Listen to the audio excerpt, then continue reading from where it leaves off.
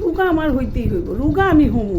হিন্নিকে কী করছি, রাত্রে অ্যালার্ম দিয়ে রাখছি, 4:30টার সময়তে অ্যালার্ম বাজছে। তা আমি দেখলাম 4:30, ঠিক আছে, আর 5টা মিনিট ঘুমায় তারপরে উঠি। ও মা, 5টা মিনিট করে সেই 7:30, 7টা বেজে গেল আর কি। কী করুম, 7:30 উঠলাম, যাই গিয়া কালকে আমি রুগা হম। তাহলে আমার রুগা তো আমি হমুই, তাহলে সকালবেলা আমি 1 ফুট মুড়ি খাইয়া যাবো। ও মা, মুড়ি খামুকে রুটি করছি, হগলটা দিচ্ছে, দুই রুটি খাইয়াই যাই, কিন্তু রুগা তো আমার হইতেই হইব। তো ভাবছি দুপুরবেলা আমি 1 হাতা ভাত খামো, আর কিছু খামো না, একটু সবজি খামো।